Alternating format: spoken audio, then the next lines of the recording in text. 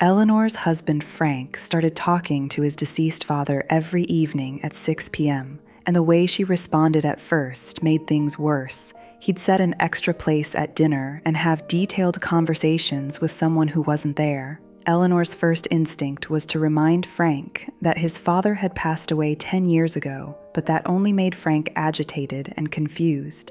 Then Eleanor learned about hallucinations and delusions in dementia, and everything changed about how she responded. If you're watching someone you love see, hear, or believe things that aren't real, today's video will show you when to intervene and when to simply go along with their reality. Understanding the difference between hallucinations and delusions and knowing how to respond to each can transform your caregiving experience and reduce distress for everyone involved. Hallucinations involve seeing, hearing, or sensing something that isn't actually there. For Frank, these evening visits from his father were vivid and real. He could see him sitting in the chair and hear every word of their conversations. Eleanor learned that hallucinations are common in certain types of dementia, particularly Lewy body dementia and later stages of Alzheimer's disease. They're caused by changes in the brain that affect how it processes sensory information, creating false perceptions that feel completely real to the person experiencing them. Frank's hallucinations weren't random. They often involve people who had been important to him, like his father, his old Navy buddies, or childhood friends. Eleanor noticed they usually happened during certain times of day, particularly in the evening when lighting was dim and shadows were longer. The key insight Eleanor discovered was that not all hallucinations require intervention.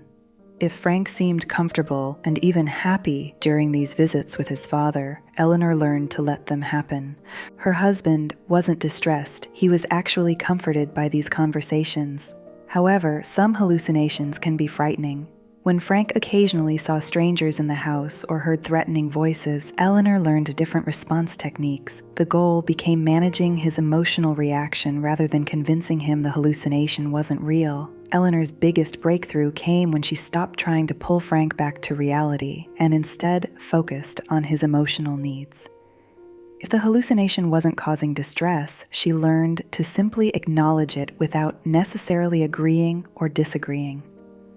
Visual hallucinations are the most common type in dementia, but people can also experience auditory hallucinations, hearing things, tactile hallucinations, feeling things, or even smell and taste hallucinations. Understanding this helped Eleanor recognize when Frank was experiencing different types of sensory distortions. Margaret's mother, Ruth, developed a fixed belief that her neighbors were stealing from her house. Despite having no evidence and living in a secure building, Ruth would spend hours each day checking locks and hiding her belongings. Unlike hallucinations, these delusions involved false beliefs rather than false perceptions. Delusions in dementia often center around themes of theft, infidelity, abandonment, or persecution. Ruth was convinced that Margaret only visited to steal her jewelry, that the cleaning lady was taking her clothes, and that the apartment manager was plotting against her. These beliefs felt absolutely real to Ruth, even when presented with evidence to the contrary. Margaret learned that delusions often develop when someone with dementia tries to make sense of their confusing world using faulty reasoning. When Ruth couldn't find her purse, instead of accepting that her memory was failing, her brain created an explanation that felt logical to her. Someone must have taken it. The paranoid thoughts were particularly challenging for Margaret emotionally. Being accused of theft or neglect by her own mother was heartbreaking, especially when Margaret was working so hard to provide good care. She learned that these accusations weren't personal attacks, but symptoms of brain changes Ruth couldn't control. Margaret discovered that arguing with delusions or providing logical evidence rarely worked and often made Ruth more agitated. When Ruth accused her of moving her belongings, Margaret learned to respond with empathy rather than facts. That must be very frustrating for you, rather than, "I didn't touch your things." Before we continue with response strategies, if this information is helping you understand what you're seeing in your loved one, please hit that subscribe button. Hallucinations and delusions can be frightening for families who don't understand what's happening, and your support helps other families find this crucial information. Sometimes delusions have a grain of truth that gets distorted. Ruth's fear about her jewelry being stolen stemmed from actually misplacing items frequently, but her brain created elaborate explanations involving conspiracies rather than accepting memory problems. Eleanor and Margaret learned the golden rule for responding to hallucinations and delusions. If it's not causing distress, don't intervene. Frank's visits with his father actually brought him joy and comfort, so Eleanor learned to work around them rather than eliminate them. However, when hallucinations or delusions cause fear, agitation, or unsafe behaviors, intervention becomes necessary. When Ruth started refusing to eat because she believed her food was poisoned, Margaret had to address the delusion more directly while still respecting her mother's emotional reality. The key is distinguishing between the person's emotional truth and factual reality. Eleanor learned to validate Frank's feelings without necessarily confirming details. When Frank mentioned his father's visit, Eleanor might say, "It sounds like you had a nice conversation," rather than, "Your father wasn't here," or, "That's wonderful that he visited." Redirection became a powerful tool for both families. When Ruth's paranoid thoughts escalated, Margaret learned to redirect her attention to pleasant activities or memories. Instead of arguing about the missing jewelry, Margaret might suggest looking through photo albums or listening to Ruth's favorite music. Environmental factors often trigger or worsen hallucinations and delusions. Eleanor noticed Frank's hallucinations increased in dimly lit rooms or when he was tired. Improving lighting, reducing shadows, and maintaining consistent daily routines helped reduce the frequency of disturbing episodes. Sometimes therapeutic fible, small departures from literal truth, became necessary for everyone's well-being. When Ruth insisted that deceased relatives were coming for dinner, Margaret learned to say they might be running late rather than, "They're not coming because they died last year." The families learned to pick their battles carefully. Correcting every false belief or perception was exhausting and counterproductive.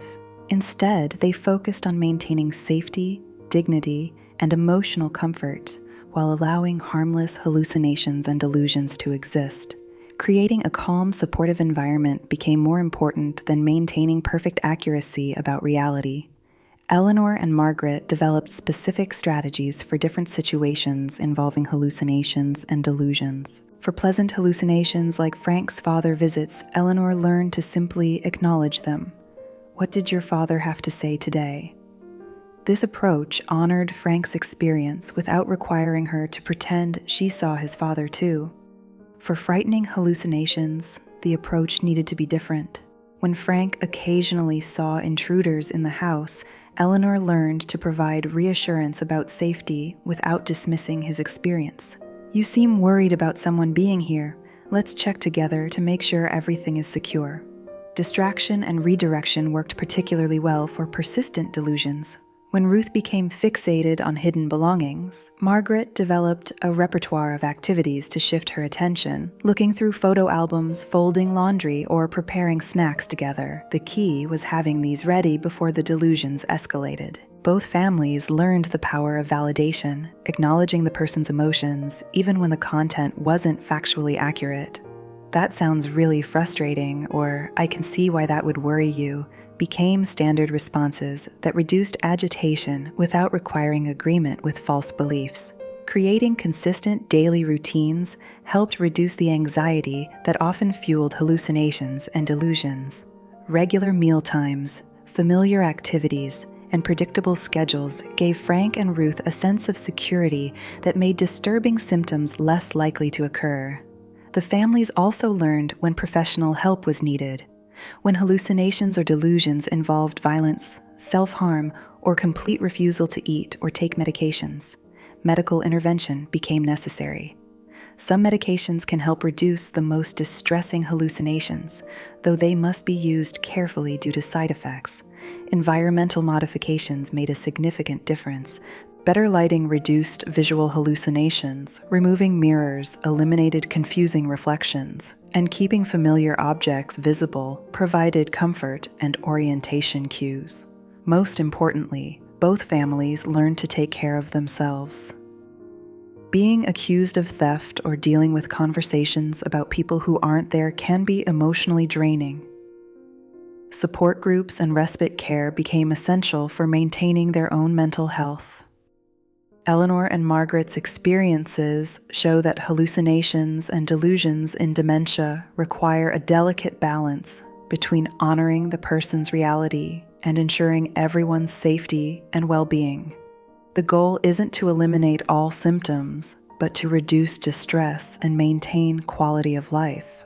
The key lessons from their journeys: validate emotions even when facts are wrong, redirect rather than argue, intervene only when necessary for safety or severe distress, and remember that these symptoms result from brain changes, not deliberate behavior. I've included additional resources about hallucinations and delusions in the description below, including information about when to seek medical help and specific techniques for different situations. What's your experience with hallucinations or delusions? Are you struggling to know when to correct and when to go along with what your loved one is experiencing? Share your challenges in the comments. Your experiences help other families navigate these difficult situations. If this video helped you understand how to respond to hallucinations and delusions, please subscribe for more practical dementia caregiving strategies based on real family experiences. Follow us on TikTok at Sensitive Dementia Care for daily dementia care tips. www.tiktok.com/@sensitiveDementiaCare. For more information about communication strategies in dementia, watch this video about techniques to talk to someone with dementia. And if you're dealing with other behavioral changes, this video covers 12 early dementia signs. I'll see you there. Remember, your loved one's reality may be different from yours, but their emotions and need for comfort are absolutely real.